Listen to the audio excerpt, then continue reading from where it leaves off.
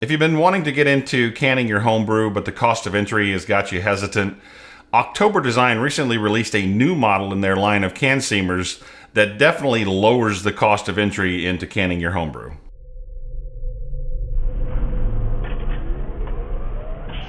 Full disclosure on this, Oktober Design did send me the canner as well as the drill to use in this video for testing and review purposes. And the canner is actually called the BenchMK. And it's kind of interesting because if you're watching this video before December 1st, 2021, they actually are running a pre-sale or an early bird special on this. And the cost of just the canner without the drill is $449 currently, which is $50 off of the $499 price point that it is, going to be after that. Now that's a pretty good deal in my opinion. The interesting thing about it is that it is drill powered, and I don't know why no one ever thought about this before. When they first approached me about doing a video on it, I thought it was absolutely amazing. A lot of people have a drill, a cordless drill, or even a corded drill in their brewery for running their mill. So why not repurpose a piece of equipment that you already have to do two things? Use it at the beginning of your brew day and use it at packaging whenever you do your canning. Now, the BenchMK is definitely more compact than the SL1. The SL1 has a motor that's built into it and a drive system inside of there. Inside of the BenchMK, I did not take it apart, but I'm assuming that there is a little bit of a gear reduction in there. As far as what type of drill you can use, basically any drill, the only requirements that they recommend are that it has a RPM of over 300 RPM. I don't know that you want to go over 500 RPM because you start slinging stuff everywhere.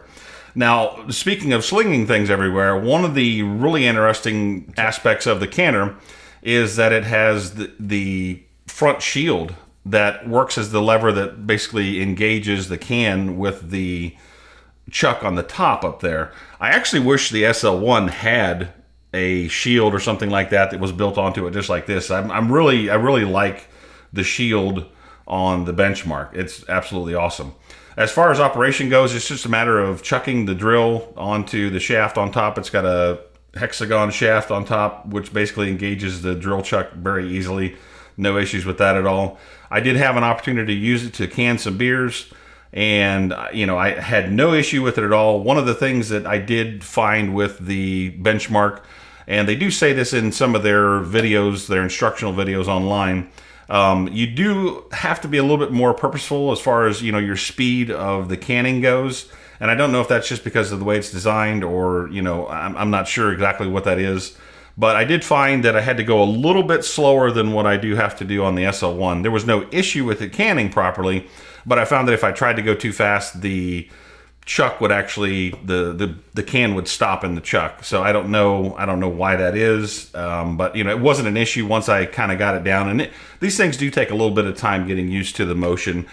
They tell you to kind of practice the motion of using the handle as you're doing it. But I canned several 16-ounce beers.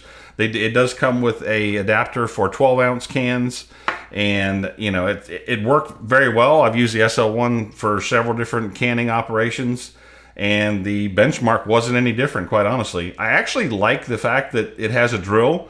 It's almost like a safety feature to me, because when you're doing the canning, you could, on the SL1, if you tried to mess around and maybe dry off a can or something like that, you could possibly get your hand into the canner.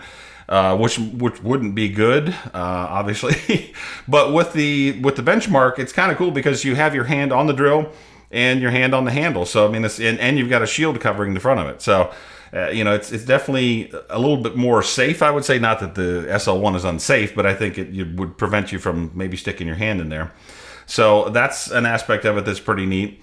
As far as battery life goes, this is a 20-volt Black & Decker 1.5 amp hour battery on the drill. I think it was about 12 or 14 cans with it, and it never skipped a beat, never seemed like it was slowing down or anything like that. So I think it would certainly depend on the size of drill, what the power of the drill is, and what your battery life, your battery size is, to whether or not it's going to last an entire canning session or not. But if you have a cordless drill, you probably have a couple of batteries anyway, so I don't think that's really an issue.